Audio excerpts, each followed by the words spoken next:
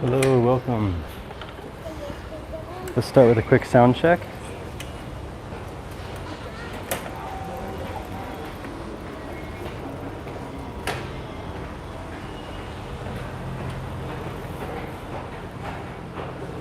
Great, thank you. Welcome to another episode of Walk a Lot Japan. YouTube live stream, morning. It's a Monday morning here in Tokyo.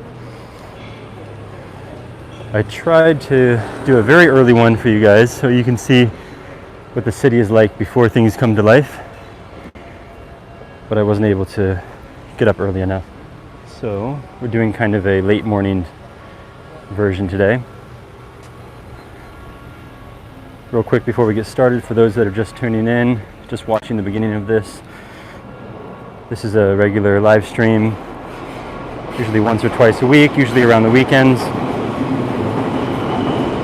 I walk around different parts of Tokyo, explore, just wander around, show viewers different faces and different places in Tokyo. If you find this interesting, please subscribe to my YouTube channel, hit the notification bell. Also go over to my Reddit, which is mentioned inside the YouTube bio, and follow my Reddit page. I also do these on Reddit frequently. There's a Discord server as well, with a great community there.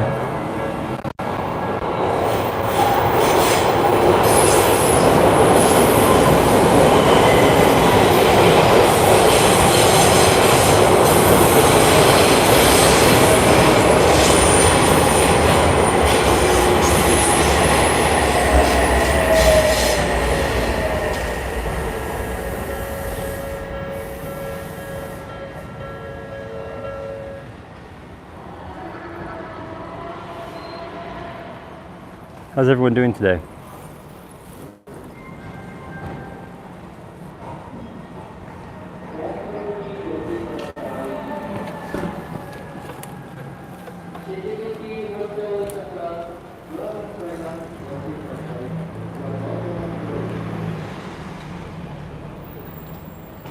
Nice bright sunny day today.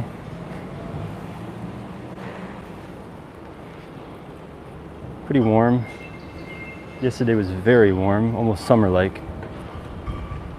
It's getting hot here. Start getting humid soon, especially as we approach the rainy season. But today is good. Blue skies, no clouds, very sunny.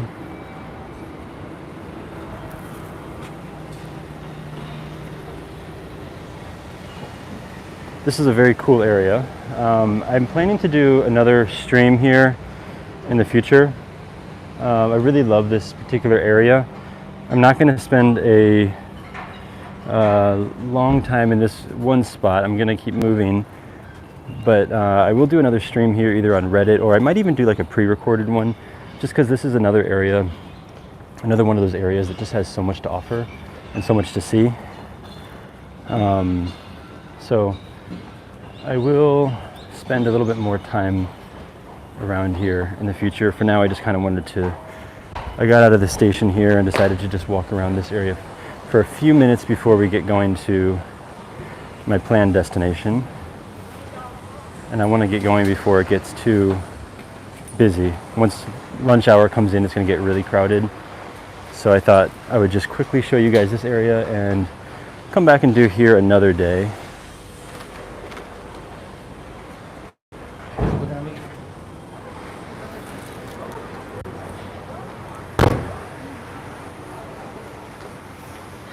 This is not too far from Yoyogi Koen. It's near Yoyogi Koen Station, Yogi Hachiman Station. And it's just a really neat little area.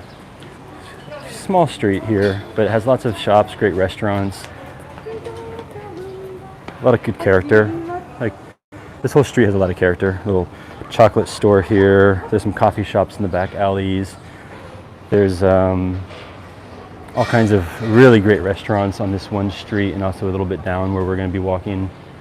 You just saw the train passing over there. That's kind of a cool little, you know, train under the bridge where people get a little footpath that goes underneath. You can sort of see it in the distance.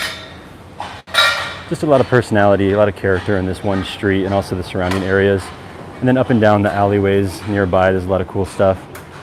And also within close proximity, there's some other really cool streets and places to see. So I will do a more in-depth walk around in this area and the surrounding area at some point in the future when I can invest a little bit more time to it. But I just give you a quick glimpse today, and we're going to keep moving before the lunch hour. If you go down that direction, you can get towards the park.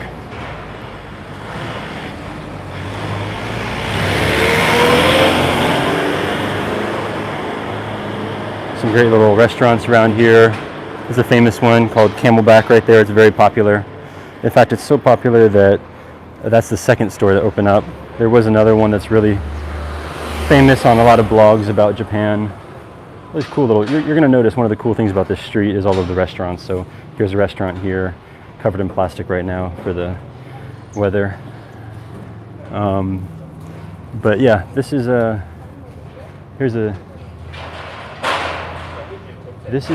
guess it's closed right now, but this is a very popular restaurant right here called Path.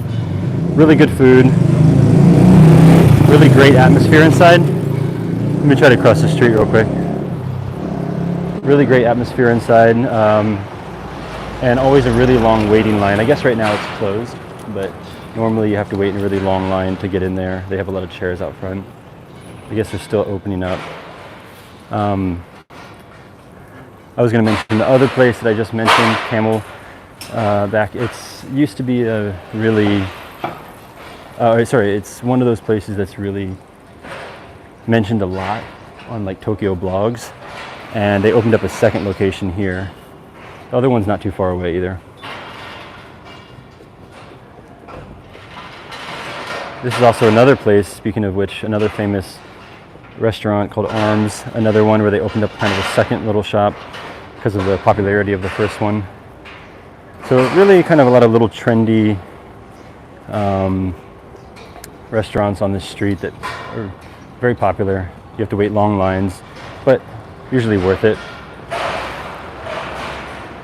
See, I kind of wish I got out here in the morning because it does tend to get a little bit busy on this road with lots of cars and lots of people. You can see people are starting to open up their shops now. You know, in Tokyo, things tend to open up by 10, sometimes 9 a.m., but usually a lot of shops open up around 10 or 11 at the latest.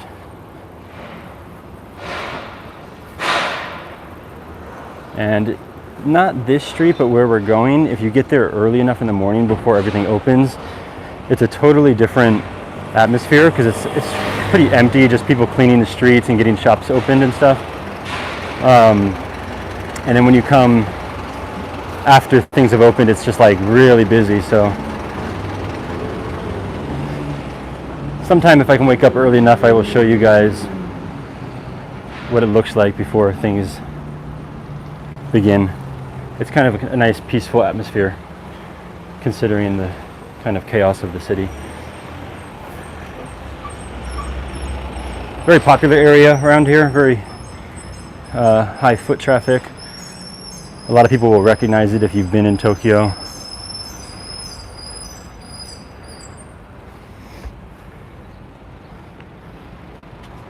It's a bright, beautiful day. I love this city on sunny days because it's such a colorful city. As you can see, let's just take a look from here real quick. You know, like these yellow stripes for the visually impaired, you know, and then the black and white crosswalk stripes. You've got, you know, the green in the background over there close to the park. You can kind of see, but the street is red. You know, they have, for the turning lane, sometimes it's red. They usually have streets here like lined with flowers. You can see a lot of pink and red flowers lining the street. Sometimes you've got like green areas or blue areas for bikers and walkers. And all of these kind of street colors and building colors really come to life, and they really pop when the city is brightly lit early in the morning, direct sunlight. It's just really colorful, and it adds a little bit of vibrancy to the urban atmosphere. You know, it's not like a gray, droll, decaying city. It is an old city, and it's a lot of stuff could use a good power washing. A lot of stuff could use a good renovation, but there's a lot of colors that really do pop when the sun hits it the right way. And that's in the morning. And then the evening's even better, because when the sun sets in the evening time, then you get this beautiful orange golden glow during the golden hour that casts against a lot of the kind of turquoise, bluish green windows of the city, and it just kind of gets this really beautiful look. So two of the best times for photography, videography, live streaming is sunrise or early morning, and then right before sunset.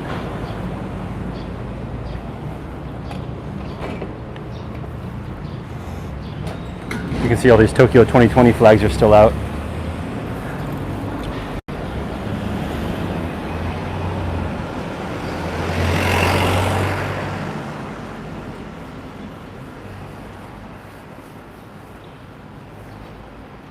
All right, so I might stop talking periodically as we go down the street, because it is a narrow street, and there's a lot of big like worker vehicles that are going to drop off things at restaurants and shops, and just big loud trucks and vans and stuff. So I do need to pay attention. There's also, as you notice already, there's a lot of bicycles.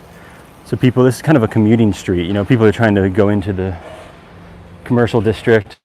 A lot of bicycles, a lot of people, narrow roads, and big, loud vehicles. So I'll stop periodically, and I think you guys can hear me okay with the microphone, but I can't really hear myself talk sometimes, so I will go silent a few times. Hey DB, thanks for coming in. Yes, I'm not working today, so just doing a little bit of a morning stream here.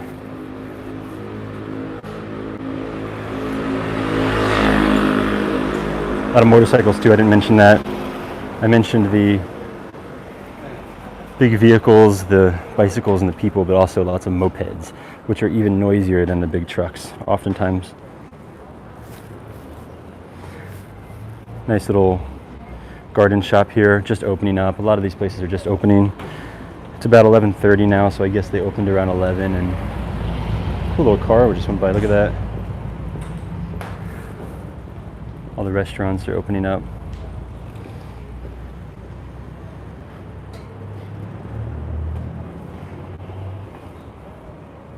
This is a pretty cool little restaurant right here. I just like the atmosphere. It's like a lot of really comfortable couches, really low, comfy sofas and stuff, and it open, as you can see, a completely open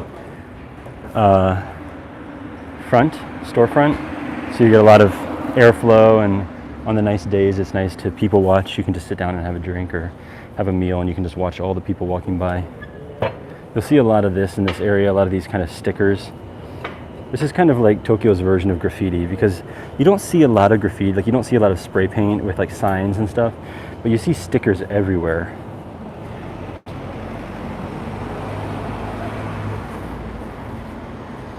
We'll take notice of this as we walk around. You'll see a lot of this kind of thing.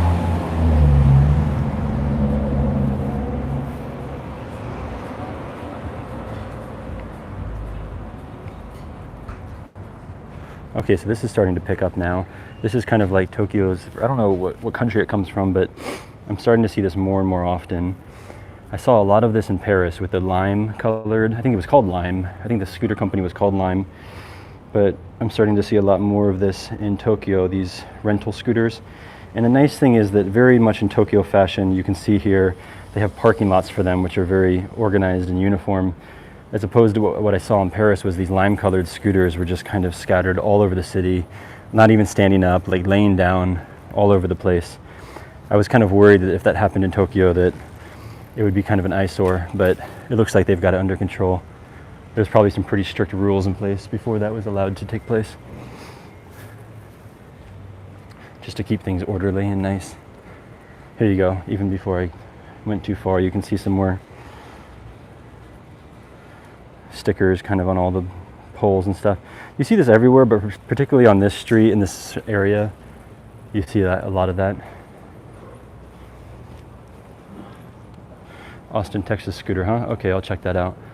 Yeah, I knew it would come to Tokyo. A lot of things, like, so Tokyo can be pretty much ahead on some things, you know, fashion and like sometimes tech and other things, but I've noticed a lot of times that Tokyo can follow like America, and wow, they're doing construction over there and I can smell some weird chemical. Tokyo sometimes does lag a little bit behind some areas lately, or Japan rather. And I noticed those scooters everywhere, and I just when I was traveling in Europe a few years ago, and I remember just thinking, and I've said it to several people, I was like, this is next, this is coming to Tokyo, I guarantee it. And it took a while, it took a few years, I never really saw that many, but now the electric scooters are starting to pop up. And I also always said the same thing, I was like, there's no way that Tokyo is going to allow these scooters to be scattered all over the place, especially with their bright colors. You can tell that was kind of a bright turquoise, and Paris has the bright green ones. I knew that there's no way Tokyo is going to allow that, so I'm pretty pleased with myself to see that they had that little strip of a parking lot there. And I'm kind of curious to see how it develops from here. I'd say only over the past few, I guess it's hard to tell over the past year because I've been mostly, you know, just at home. But as I've walked around over the past couple months, even most recent weeks, I've seen a lot of pickup of those scooters. This is a very famous Scandinavian coffee shop. This is a very trendy, very popular one. Normally, it's very hard to get a seat in here. Hang on. See, it's really narrow, crowded roads. I want to just peek inside real quick. Yeah, there's plenty of seats today. So there's still a bit of a line, but there's a lot of seats available. But this is called Fuglin. This is a very, very trendy Scandinavian theme, or I guess it comes from Scandinavia. I don't know which country, maybe Finland. But very popular coffee shop, very trendy, and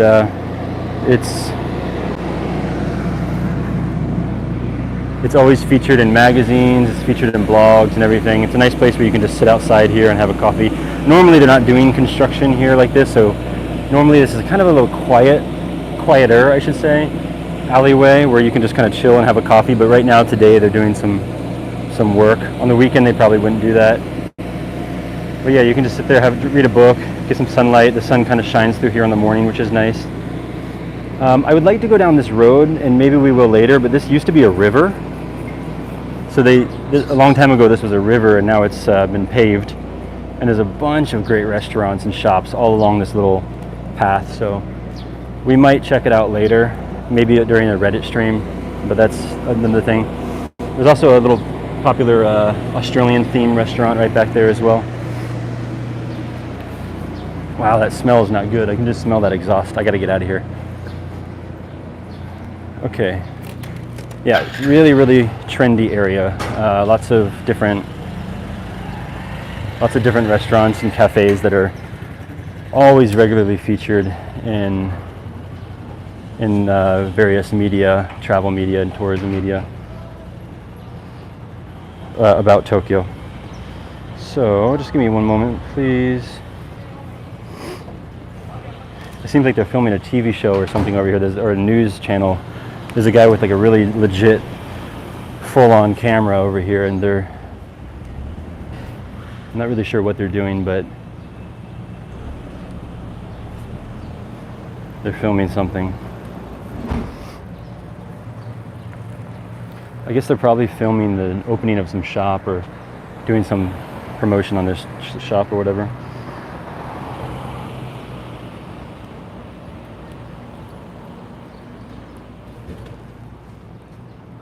All right, let's keep going. So this street is called Kamiyama-cho. This is a very cool street. I love it, and I'm doing a good, amount of focus here on this YouTube, but I'd like to come back and do this a few more times maybe, or do like a pre-recorded one. This is a very cool street that deserves some more time and energy to really capture the characteristic. And I think a 4K version would be better than the live stream. This right across the street here, this is the Monocle. I don't know if you guys know Monocle. It's a really cool it's a really cool, famous, I guess now, global culture city magazine that talks all about kind of like city life and different kind of culture and fashion and food and stuff, and just basically the cities of the world. You guys might know Monocle. I think his name is Tyler Brunet, I think is the editor. And this is their Tokyo bureau. So it's kind of cool because their Tokyo bureau is in the back, and they have a little shop out front with all the Monocle, kind of like, not just magazines, but also they're not open yet, they open at 12. But they also have bags and desk supplies and stuff like that. And it's all very kind of classy and sophisticated sort of style. And if you go inside the shop, you can see the writers in the back behind the shop just working away at the magazine. So it's kind of cool, it's sort of like semi-transparent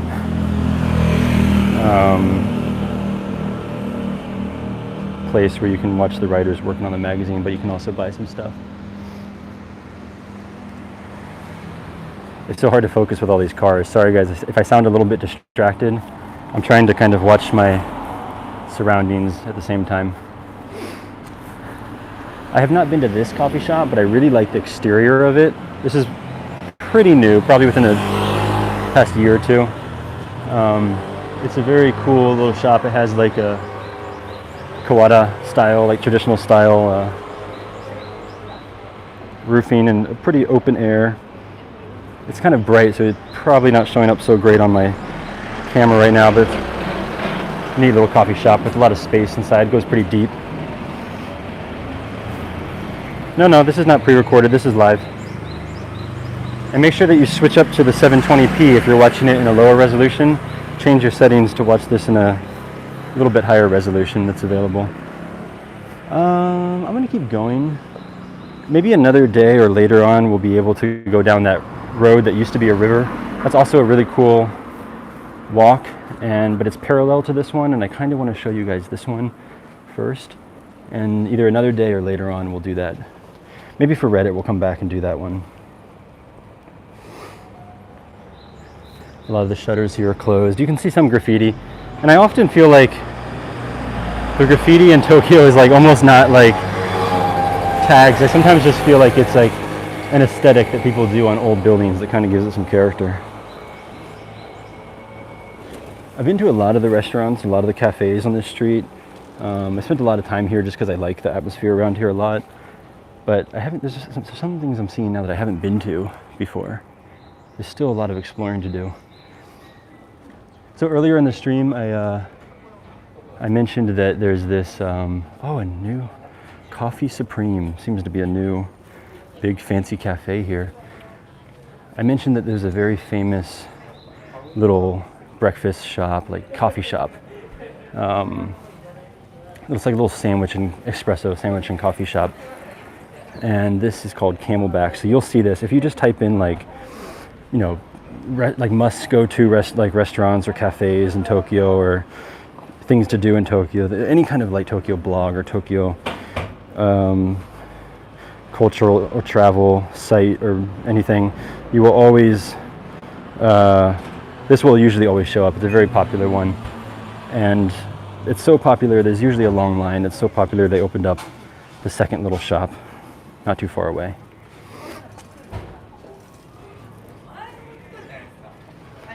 It's a bright day, so I can barely see my screen. I'm trying to catch your comments if they're coming in.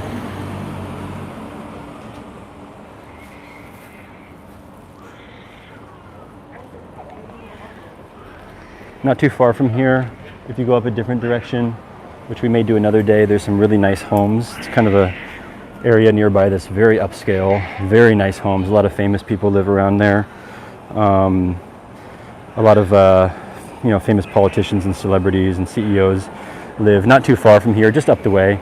Actually, the former Prime Minister of Japan also lives just right up the street from here. He's got a big house with a big wall that used to have, I don't know if it still does, I haven't been around there in a long time, but back when he was the Prime Minister, his home used to have 24-hour security, like these big security vans surrounding it and cops and stuff. I'm not sure if they're still there or not, I'm curious. But yeah, that just gives you an idea of the kind of people that live not on the street, but just a few streets up, not too far away. And in addition to those kind of like more upscale residences, there's also a lot of kind of like embassies around here, in the same kind of neighborhood. Foreign embassies.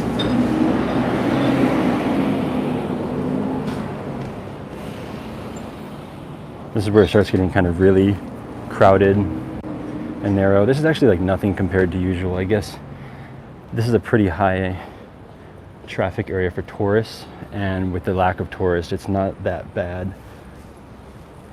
This is a cool storefront. I like this.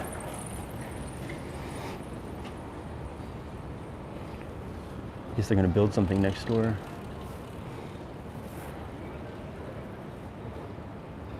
A lot of great little restaurants around here.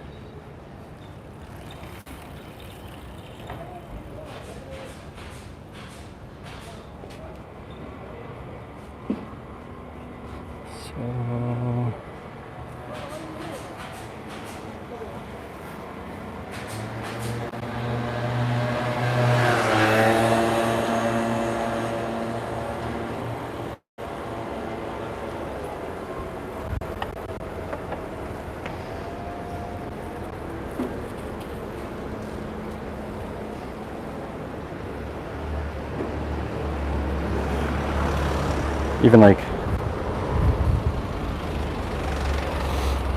like a fire hydrant is covered in stickers and spray paint sometimes.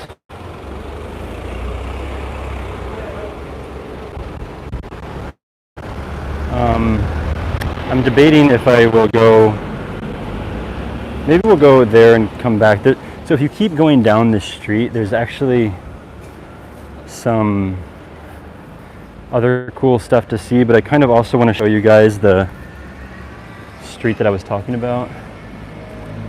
Let's go a little bit down and maybe decide to come back.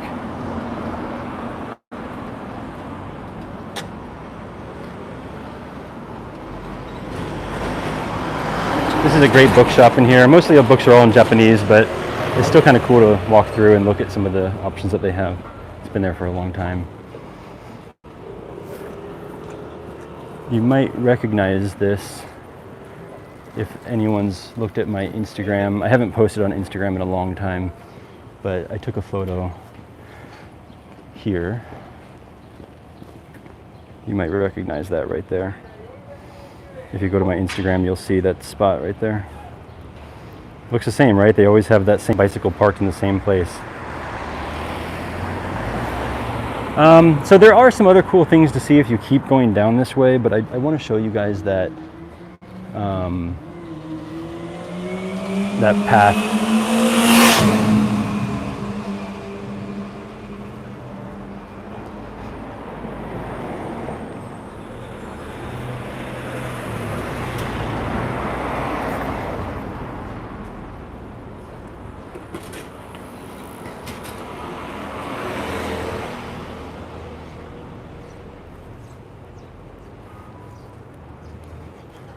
How's the connection holding up? And I moved my mic a little bit closer to my mouth, so I hope you're not hearing me like breathing or sniffling too much. I normally keep it a little bit further away, so I just wanted to test it out. Is the sound, do you hear any kind of weird sniffling or breathing as I'm walking around? Everything else is good in terms of the picture and sound quality? No extra noise? Good, okay. I can think about doing that from now on. So I'll just show you, this was the street that we saw that trendy cafe, the Fuglin Cafe. I'm not going to go all the way back, but it's just kind of a cool little walkway, which is so different from what we were just on, right? Like you saw this really narrow busy street with lots of noise and cars and, you know, slightly grungy in a sort of charming way, and lots of stickers on poles and stuff, and, you know, people walking around. And then you just have this quiet little paved path here with bushes on each side. It goes all the way down for a long time. We're gonna go this direction towards Shibuya. And now Shibuya is one of the most famous, most popular places in all of Tokyo. Almost guaranteed that any tourist that visits Tokyo for the first time will go there as one of their first destinations, especially for the Shibuya crossing. When you first go there for your first time, it seems like this huge commercial district that's overwhelming. But when you live here and you've been there plenty of times for shopping, it's actually not that big. I mean, it is big, but it's not as big as like Shinjuku, or it's not as big as my first impression when I first went there. We're gonna go down that road, but just show you real quick as we walk over here. I don't know if we can see it from, maybe we can see it from here, hang on.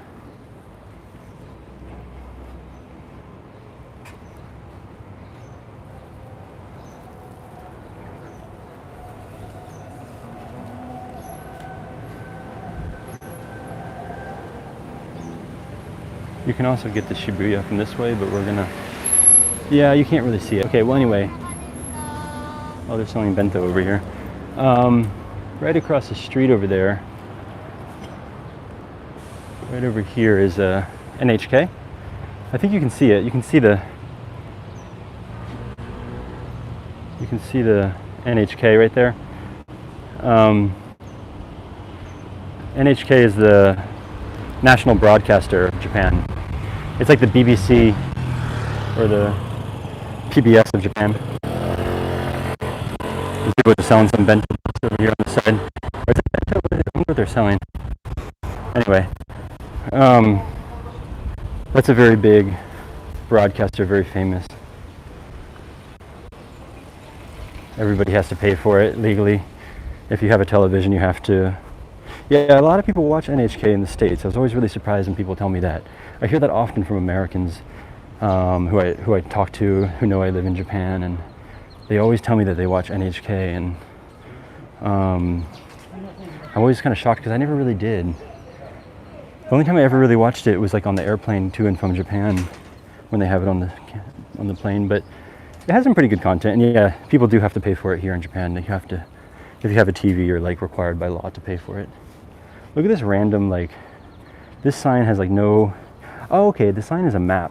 I guess it used to be a map, and then it became a place for stickers and tags and stuff.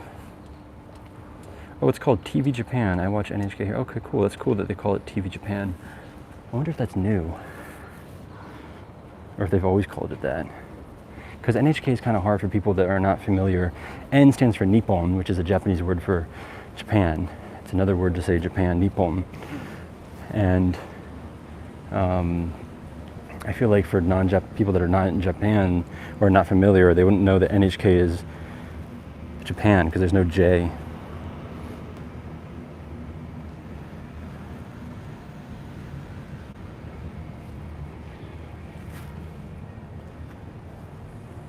So yeah, again, as I mentioned, this path that we're walking on used to be a river long ago, and they paved over it with these nice little footpath here, brick footpath.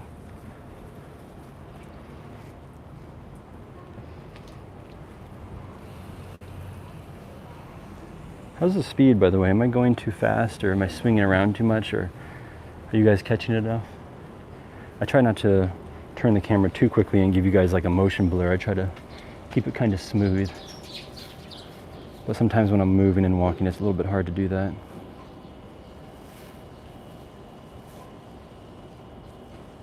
Thanks for that. Yeah, as you can see, this area has got a lot more graffiti than other parts of Tokyo.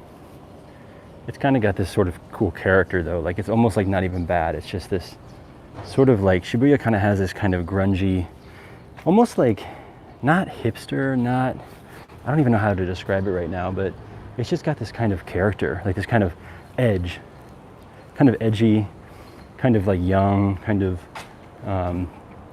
you know, if it sounds old to say the word hip, kind of rough around the edges, and a little bit kind of like a grungy but sort of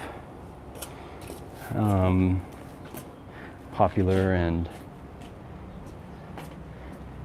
just sort of relaxed place. And it's not like dirty or dangerous or anything, but it just has this kind of really sort of youthful and sort of like punkish sort of personality.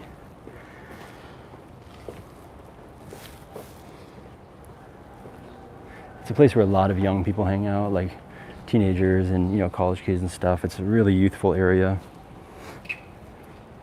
Yeah, someone just said Shibuya is more of the youth center and Ikebukuro has more of that rough, edgy bit to it. Yeah, I feel like Ikebukuro is much more urban though. Ikebukuro is like really kind of like an urban jungle, very concrete, very big, like almost kind of like Shinjuku with lots of neon lights and just so kind of a sprawl. Like it's even hard to nail down a personality for Ikebukuro because it's just so big and just so urban. A place like Shibuya is just small enough where it can maintain a certain type of atmosphere and personality across the whole place without kind of expanding too much. You said Shibuya is like the west side of New York City and Ikebukuro is like uptown Manhattan. I'm not really sure. I've been to New York several times, but I don't know New York's personality of its different neighborhoods enough to verify that or not. But yeah, if you're familiar, that's an interesting take. So these are all closed right now, but I almost feel like for tourists, this is a little bit of a secret-ish kind of area. Not secret, but like lesser known and off the beaten path because it's kind of hard to get to. You wouldn't really think about coming back here. For locals, it's obviously very popular, but at nighttime, if you walk off that main road and you kind of get out of Shibuya, which is over here to our right, and you just come down this little path, which is, you know, pretty quiet, and behind some apartment buildings, you might not guess that there would be restaurants. There's at least these 2 or 3 really great little restaurants right here. You can get inside and eat. I think I have a picture of it. I might be able to post it later, but there's like a big, the chef's area in the middle, and he's surrounded by all the fish on ice and everything in a big square, and everybody sits around him, and he just serves you, like in a circle almost. He serves you. And it's just this really Japanese aesthetic, like fish everywhere and sake and, you know, just lanterns and kind of everything. It just feels very Japanese, very exciting. They open up well, actually they don't open it because I think the door is usually closed. I don't know where's the one that I'm thinking of. There's another great area. These two are good, and there's another one around here somewhere that I can't remember right now, but it has a really great little restaurant that I went to a long time ago.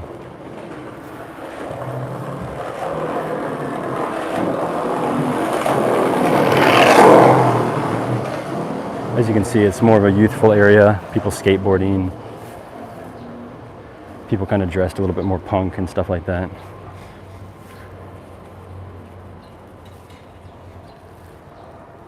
Kind of gives you those old, kind of like, what am I thinking? Kind of old Blink 182 kind of vibe, you know, like this kind of black and purple and X's on the eye and that kind of thing.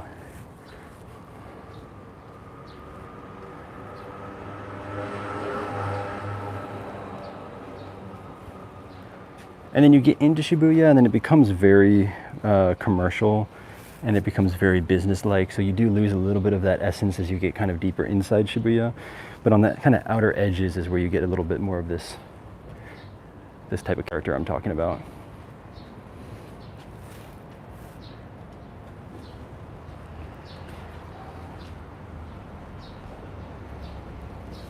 And this is a little bit more of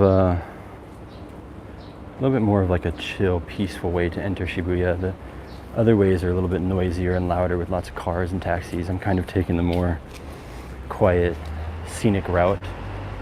As you can see, that's the road we were just on over there. So still lots of big vans and people and bikes and noise, all kinds of trash truck and people smoking cigarettes and stuff. This is a little bit more quiet, green, gentle entrance into Shibuya. More skateboarders. People are really stylish around here too in Shibuya. So like, it's a different kind of style though. Like when I say stylish, I don't mean, let's go a different way. I don't mean fashionable like Ginza style. So Ginza is like very high fashion and very like expensive clothing and like nice, very fashionable in that sense. People here are much more trendy fashionable. So like how young people dress, and not quite like Harajuku where you get like that real kind of crazy youth fashion, like the really kind of almost iconic Tokyo images, but Shibuya is more just like regular people who are just young and who are fashionable and just a place to hang out. There's a lot of clubs, like nightclubs here. A lot of nightclubs, a lot of bars, a lot of cheap places to eat, sushi places. There's all kind, I mean everything. It has everything. Shibuya is really touristy, but also not that expensive. You can find cheap stuff, but you can kind of get everything here. I particularly avoid these areas because I'm just kind of lived here long enough to kind of get agitated with like too much crowd and chaos. I've seen it all, done it all, so I'm kind of just like buy things online on Amazon or whatever, or just go to like, I found like other local stores that I can go to avoid that. But every now and then you kind of need to go for some reason, like you can't find something online or you need to get something that you know is there. So there's a benefit of coming sometimes, but I tend to avoid it because it does get really kind of exhausting to shop here. Like you spend a whole day here, you're going to be extremely worn out from just the stimulus and the noise and the activity and the lights and the people and all the smells and the cigarettes and the exhaust fumes of the bikes and the cars and the sewage air coming up and trash cans smells and all the noises like that, like the beeping sounds, it's not really honking, but like just various kinds of shops blaring their music. Shops are playing really loud, obnoxious music, really fast-paced music. People are, walking around talking and laughing and yelling, and especially as the night kind of creeps in, then you start getting bigger crowds and drunk people and just really kind of noisy. But if you're shopping, it can be really exhausting because you're out here and lots of construction. Good point. A lot of construction always going on because there's just so many buildings, such an old area. So there's a lot of banging and metal and noise and beeping. And then you're a lot of big renovation because they're always building new stuff, new bridges, new roads, new station exits, new buildings. They just built a really big, famous building here. And on top of all that, you're like, you're out in the sun, so you're surrounded by urban noise and smells, but you're also kind of the sun is beating down, and you're usually holding some bag because you're like shopping, and you got to deal with lots of lines and people and crowds, and you can never just walk in a straight line. Like you can never just go down the sidewalk or down the plaza. You always have to weave and bob around people, and there's no kind of order. So it can be a really exhausting place. You're on your feet all day, you're moving, you're going up and down stairs, in and out of air conditioning and heat, and it can just be an overall really kind of exhausting shopping experience. By the time you get home, you're just totally burnt out. But some people love that. I don't. I'm not a shopping fan, so for me, just simply going to any shopping store, any mall, any place kind of already wears me out. Standing and holding bags and you said this. As someone with sensory input issues, this area would be very overwhelming. This is actually not that overwhelming compared to like Shinjuku or another area. But it does have a little bit of a sensory overload. But for me particularly, I get really tired from shopping. So coming to a place that's like the ultimate shopping area like this is tough. I would even say Shinjuku's not that bad because Shinjuku's roads are much wider, so you can kind of get more space to walk around. There's a lot of like if you go to Shinjuku to shop, they have a lot of mega-sized department stores that are fairly close to the station, so you can actually avoid a lot of the big crowds and people by just jumping out of the station, even sometimes taking the station exit directly into a department store, so you don't even have to go outside at all. You can come up from the underground and just go right into a store, or just quickly going across the street and walking inside. You can totally avoid everything that is Shinjuku and just do that and get back on the train and go home. And also Shinjuku has some really, really nice, clean shopping, like department store areas that are really kind of nicely developed and landscaped. Shibuya is just kind of like this, just very kind of grungy and chaotic, and just, it's like the only place where you might find litter on the ground, right? Like, here you go. So, you know, you don't see much litter on the ground in Tokyo, but in these kind of places you see it all over. So you do see litter around. Here's a plastic bottle, you know, not much, not as much as a normal big city, but still more than other areas. So I don't think I'm gonna go directly into Shibuya, which is like the really popular areas. I think I'm gonna avoid those and maybe do that another time, or maybe we will later. But I think I'm gonna cut around this shopping area right here, Tokyo Hands. I would love to do a stream inside of here. This is a very, hang on, let me show you this. This is a very famous, very big, huge, massive department store that has absolutely everything you could ever imagine. It also goes down as well. Everything you could ever imagine in there. It's just insane that whatever you can imagine is all there. You can buy everything. Let's take a little detour over here. So, hang on, I'm just trying to get into the shade so I can check my map.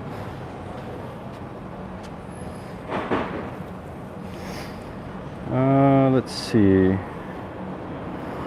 So, I think we can, this way is not that interesting, so I think I can cut through a little bit of the main part of Shibuya. I've been doing this for about 50 minutes. I think I won't go that much longer, but I might do either another YouTube or I might do a Reddit stream a little bit later. I'm gonna take a break.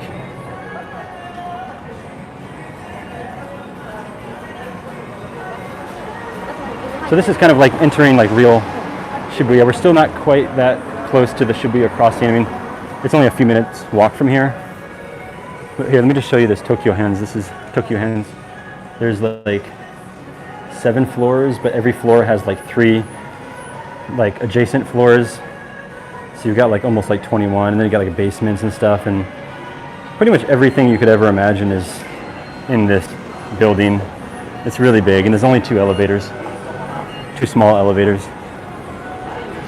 So you end up taking the stairs, and when you take the stairs, they have like a meter, like how many steps you've done. So you start from the bottom, and every time you go up the stairs, they'll have more.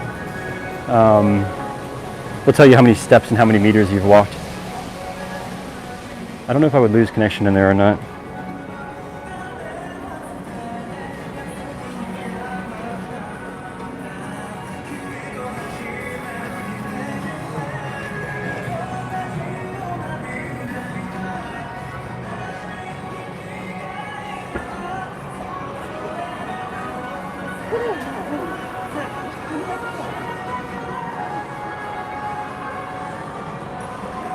I'd like to show you guys the Shibuya crossing, but yeah, Tokyo Hands is great for all kinds of art supplies and DIY stuff. So if you're really into DIY and you live in Tokyo, that's the place to go. You can get kind of everything there.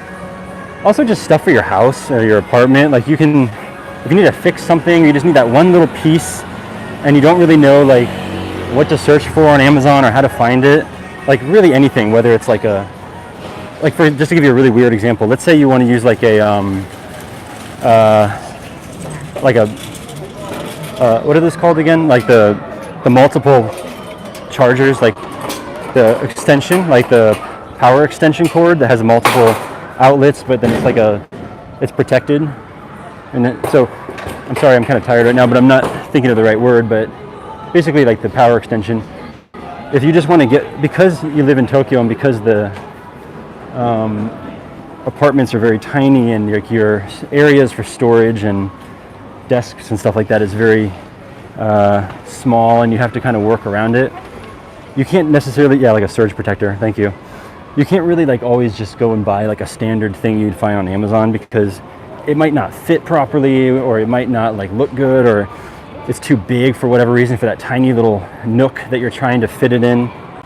Oh. It's like too big for that tiny little nook. Sorry, my batteries, I didn't realize I wasn't charging. It might just be too big for that tiny little crack or nook that you're trying to fit it in. You go to Tokyo Hands, they have like 20 different versions of surge protectors. So it's great for living in Tokyo, where you might not need that anywhere else in your life or in the world, but you can just like, you can find exactly what you need in terms of like the perfect size or dimension of what you're looking for, which I know is like a super minor detail and almost seems like OCD, but when you do live in a tiny place and you want to get things comfortable, that's just one example, but you can find everything like that. You can find even like flat wires. So if you can't like, there's been times when like I'm not able to buy like a certain product just because it won't work in the limited space that I have within like a few centimeters. But if you go to Tokyo Hands, you can usually find what you need.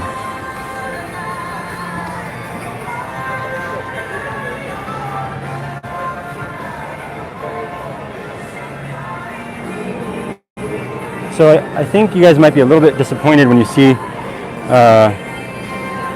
that's funny, DB.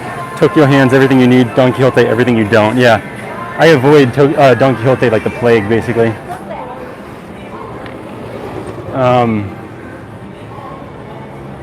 So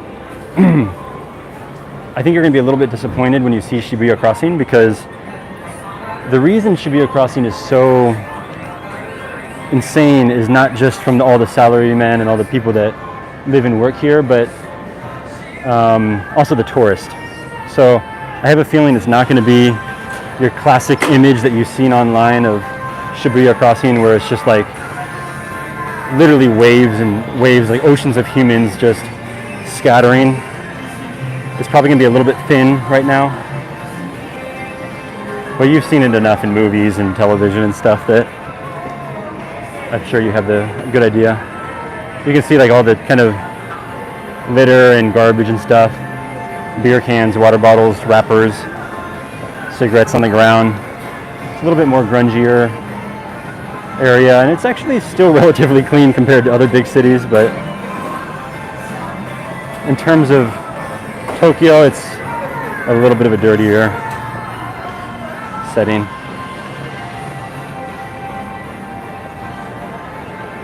And then it's also interesting that like the type of people that you see will change throughout the day. You know, during the daytime you see a lot of workers, all these people with suits on and briefcases and stuff. And then towards the night you start seeing more young people coming out for like bars and clubs, and it sort of changes. There's so much to see.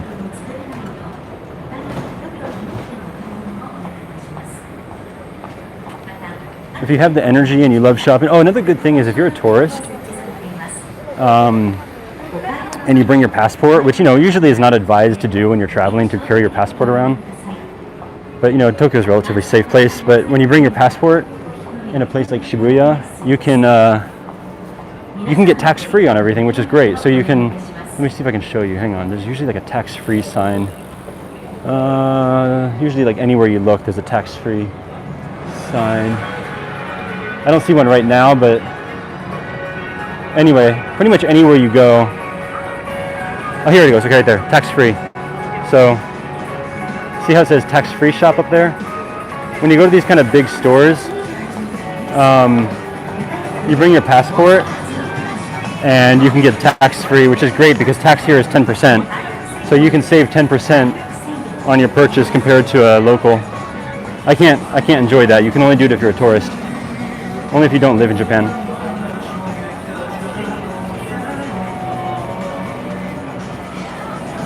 Sorry if I'm kind of yelling now, it's getting louder, so. Yeah, look at that, Shibuya Crossing is really thin. Oh yeah, by the way, this street is called Basketball Street. I never looked up why it's called Basketball Street. I would like to I would like to know why.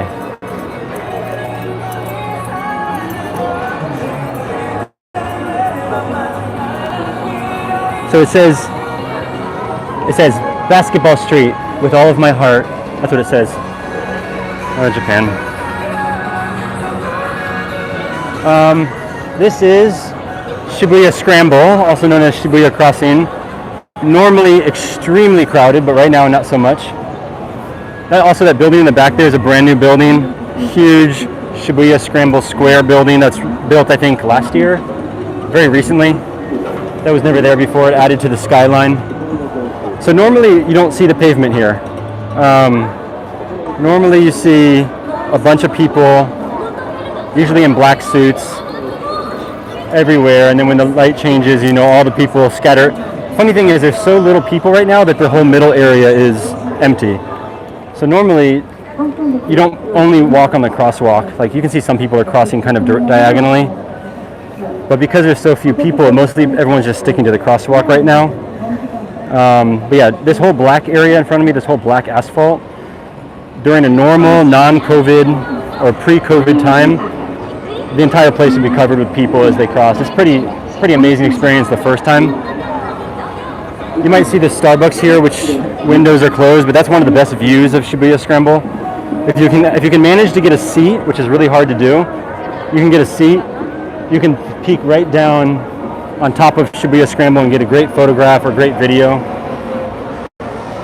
Another area which is really good, which I think is hard now because of that construction or whatever they're doing over there, but this area with that kind of blue tent, that's also another viewing area. It used to be. There's a lot of spots all around here where you can get a good view of the scramble from above. There's one hotel, I forget which one it is, but there's a hotel around here where you have to be like a patron to get it, but it has an amazing view. I don't remember which one it is, but it has an amazing view, really like unparalleled view from Shibuya Scramble. And I think it's the view that you normally see in movies or in stock video of Tokyo. And it's like perfectly directly down on the Shibuya Scramble. And people always try to sneak in there and get a video, but then they always catch people. Like they're so used to people going inside to get that video that they have someone standing there basically to stop them. Also, this is usually right where I'm standing is usually where the police will park during Halloween. Because Shibuya is like where everybody goes for Halloween. They get dressed up and they walk around. It's just really crazy. And where I'm standing right now is where the police officers will park and just tell everybody to be careful and obey the law. I'll just show you kind of a little bit of the weak version of the Shibuya crossing. I guess we can cross. I'm telling you, this is really nothing compared to usual. Normally it's way crazier than this. Probably the number one, or maybe I'd say in the top 3 tourist spots in Tokyo. So this is kind of where everybody goes when you first visit Tokyo. Here, Asakusa, Harajuku. Anyway, at least you get a little bit of a flavor of it. Maybe when things get back to normal, I'll come back and do another video. Before we go too far, I'll show you one more thing. A lot of people are usually, there's a lot of newscasters that come here, and they ask people random questions. So every time you see those like YouTube videos or, oh, I think they moved Hachiko, didn't they? No, he's still here. No, I thought I read a story about Hachiko I don't think he'll move, no. This is the Hachiko Statue. I think everybody knows the story of Hachiko. Unfortunately, this area became kind of a smoking area, but it's actually kind of a waiting area. And what I was thinking was that there used to be a green kind of cab here, like train cabin, but they recently moved that one. That's what I was thinking of. So anyway, this is normally you'll see like newscasters or YouTubers or whatever standing right here. And they like to ask like foreigners like about why they're in Japan and that kind of thing. If you want to get here easily, I think this is exit 8, I'm pretty sure. So if you're coming from Shibuya Station, this is, I think, exit 8. It's really easy to find because if you're inside of Shibuya Station, you can see the dog marking. You just follow the dog marking. There's like footprints and dog prints and stuff. I think it's, yeah, it's A8. This is Shibuya Station A8. So we'll just go a little bit longer. It's been about an hour, so look at all those stickers. Yeah, so anyway, this is Shibuya, very famous. Another image that you're probably really familiar with is from right here. Hang on. And by the way, yeah, what I meant was I didn't mean that the Hachiko was moved. I mistaken it with the green train that was moved. Hachiko, does anyone not know the story of Hachiko? I'm pretty sure it's a very famous story. I can explain it though.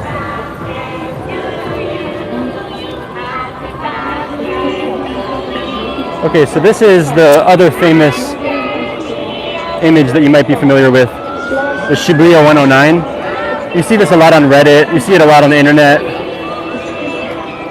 They take the photo from right here. Very, very classic, typical, iconic Tokyo image right there. Sometimes you see it on Reddit, like extremely oversaturated with like some added buildings on top and stuff. Oh, Hachiko. Okay, so Hachiko is a very famous story in Japan, and actually it's become pretty famous globally. There's a movie about him.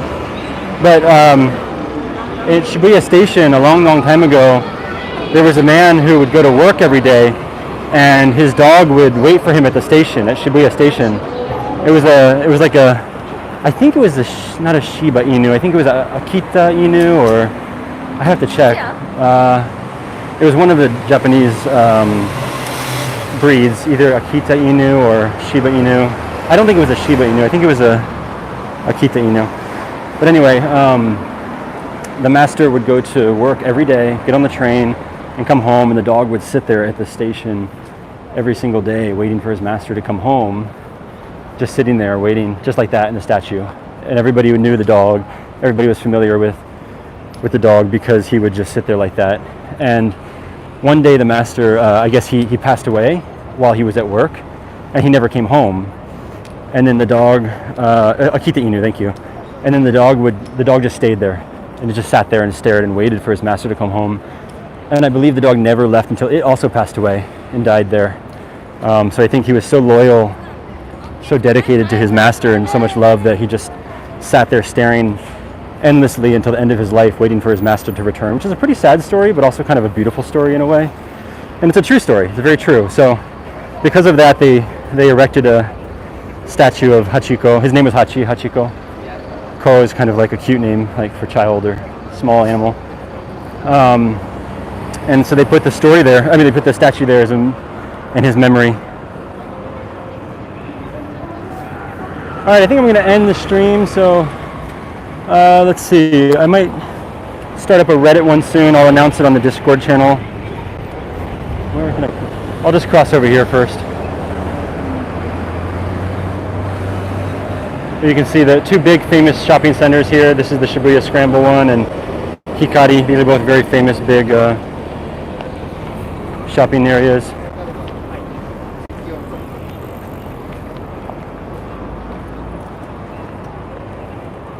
All right, everybody, thanks for watching. I will start a Reddit probably a little bit later. I appreciate everybody for watching today. Like I said, make sure you subscribe to my YouTube channel and hit the bell for notifications. Also go over to Reddit, follow me there. I do this all the time, so very frequently walk around different parts of Tokyo. Not normally these kind of busy places like Shibuya, but I thought I would do it today on a Monday morning when it would be a little bit less crowded, less chaotic maybe. Yeah, so anyway, that's just a short little glimpse of Shibuya and Kamiyama-cho for you. Two cool areas that are worth visiting on your first visit to Tokyo. Walk around, enjoy it. There's a lot to do, a lot to see. I think you can enjoy. So let's end here. This is, by the way, this is a big camera right in front of us. This is a big electronics store where you can get kind of all kinds of electronics as well. You can pretty much get anything in this city in Shibuya. All right, guys. Thanks for watching. Take care. Be safe. And I'll see you next time. Bye.